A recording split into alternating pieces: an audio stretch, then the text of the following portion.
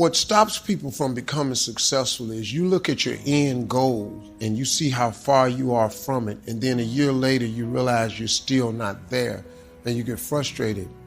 That's not how you measure success. Success is not how far you've gotten. Success is how far you've gotten from where you started. And you have to take inventory of your life, man. You gotta, as a young person, you gotta go, okay, I'm 19 and I got my first speaking role. The average person don't get the first speaking role at 19, man. So you gotta be okay with that. And I'm gonna drop this piece of jewel on you, man, that success is a process. It's an arduous process. I'm still in the process. I gotta mentor boys. I gotta change as many young men's life as I can before I leave this world. I can't.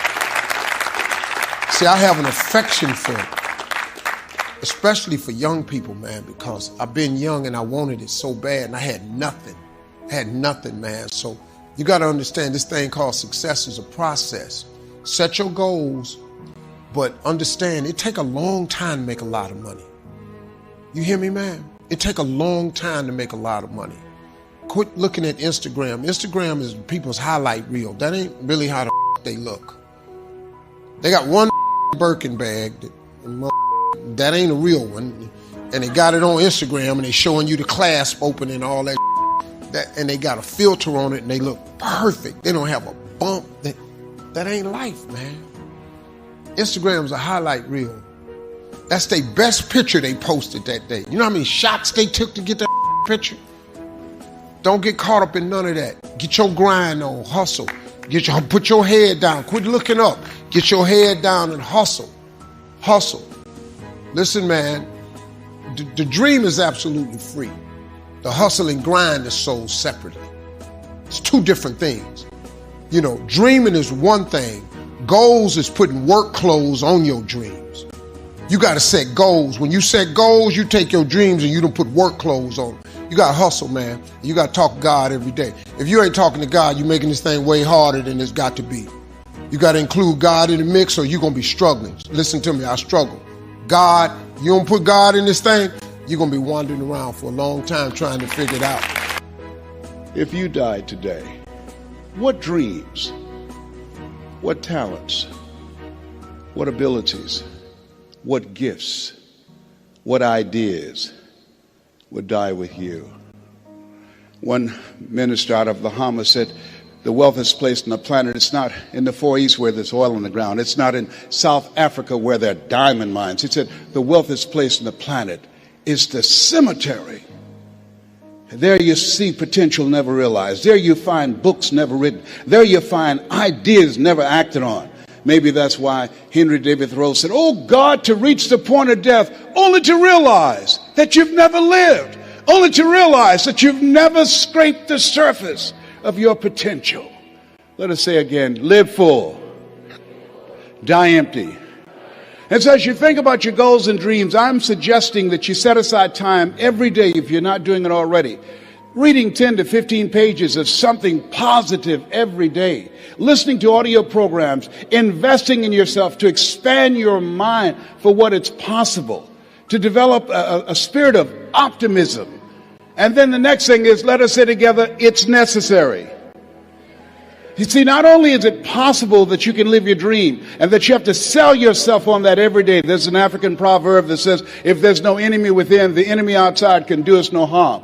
I didn't do this for 14 years because I convinced myself I couldn't do it. I would go see the late Zig Ziglar and Jim Rohn and the late Dr. Norman Vincent Peale, and I saw Tony Robbins, and my heart said, I could do that. You know, man, your dreams have to be bigger than all your fears.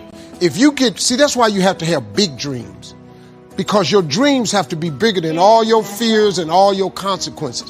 What makes people go back is you dream too small. See, your problem in life ain't if you aim too high and you miss it.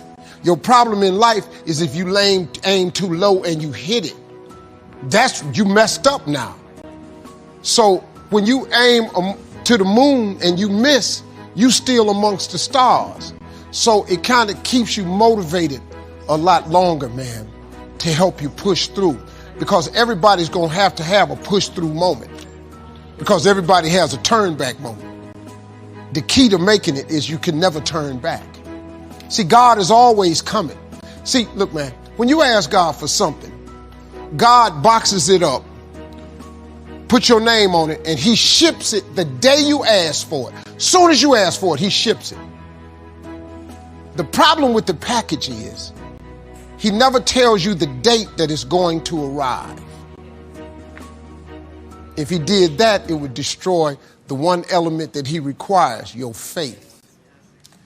So God sends your package, but he only delivers to Faith Street. If you step off of Faith Street and you go over here to I Don't Believe It Boulevard, he don't ship there. If you step over here to I Don't See How Avenue, he don't ship there. If you step over here to Ain't No Way Circle, he don't ship there. The package only goes to Faith Street. What happens to the average person is that when the package arrives and you ain't on Faith Street, it's just like the post office and FedEx, UPS. If you ain't there, the package got to go back. You know how many packages you got in heaven that got sent back? This is real talk, man. This is how it works. Being successful, y'all, is not a magic trick. You have to learn the principles of success. You can be successful at anything. You really can, man. I don't have no education. I'm not really like school smart, none of that. And I got a lot of people work for me, got degrees. See, when I don't know something, I pay somebody to know it. Just come stand around here. I come down here and do the gift. I keep telling the jokes. I'm telling you, God has an incredible life for you. All you got to do is ask him for it. Be willing to put in the work. But now this work part is hard. Success is hard.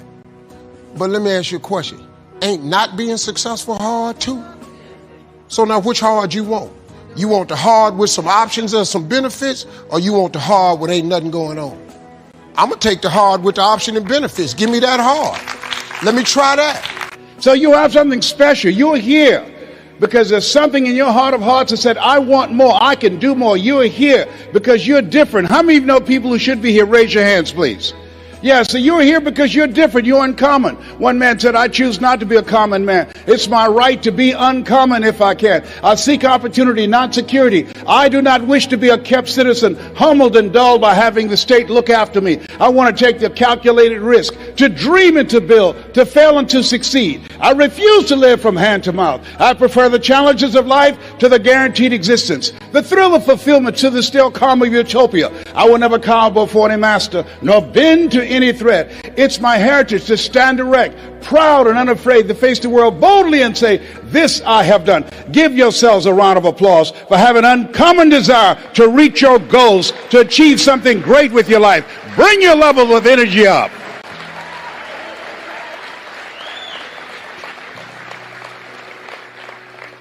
So as you look at yourself, not only must we begin to upgrade our relationships, but the other thing is, as you look at your goals and look at your dreams, write this. See, 85% of people allow their fear of failure to outweigh their desire to succeed. You're going to make some mistakes, and it's okay.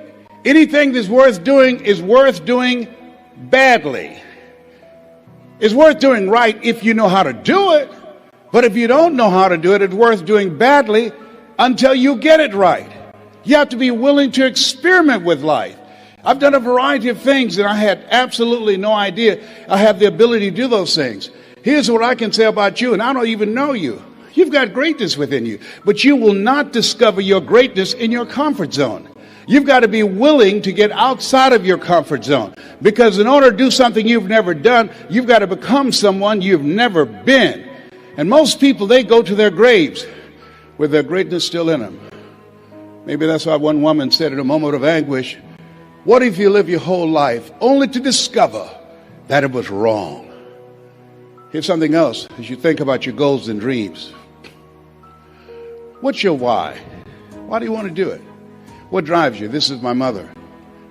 She's 46 years old when she adopted first Wesley and I, and then 5 other children. And she was a driving force in my life. Which one am I now?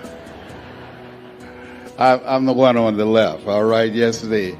And as you think about your goals and dreams, think about somebody that you love, that inspired you, someone that you love, that you admire. And I think about my background, and this is Wesley and I eating sugar cane. And you can see we were not born with a silver spoon in our mouths. Do y'all eat sugar cane here in Australia? Anybody ever had sugar cane? Most of you have not. Just two people here. Yeah, it's sweet. It's interesting. You know, we were born in the area of Florida where you eat sugar cane. Donald Trump, father gave him $200 million to become successful. How many of you know if I give you $200 million, you got a good shot at becoming successful? Raise your hands, please. My mama gave us 2 pieces of sugar cane, and we had an advantage. The room always get quiet when I say that. Donald Trump was born with a silver spoon in his mouth. If you had a choice between eating a silver spoon and eating sugar cane, which one would you eat? Sugar cane, I told you we had an advantage. That's what I'm talking about. And then I met someone who changed my life. See, what we do and what we accomplish in life is a result of the story we believe about ourselves. And I met this friend. I was a disc jockey at the time. And he said, Les Brown, you're more than a disc jockey. Les Brown, you're more than a paycheck. Les Brown, you can do more. How many of you had somebody see something in you didn't see in yourself? Raise your hands, please. And I couldn't see it at the time. But he continued to talk to me. Faith comes by hearing and hearing and hearing. And eventually I became an entrepreneur. I began to book concerts, and not just doing a radio show, but I invited entertainers to come to town. And these little guys came in 1973. There I am standing in the back. That's Michael Jackson there at 10 years of age in 1973. I didn't know who they were going to become. They didn't know who I was going to become. The hand that you shook in the audience, you have no idea whose hand you just shook.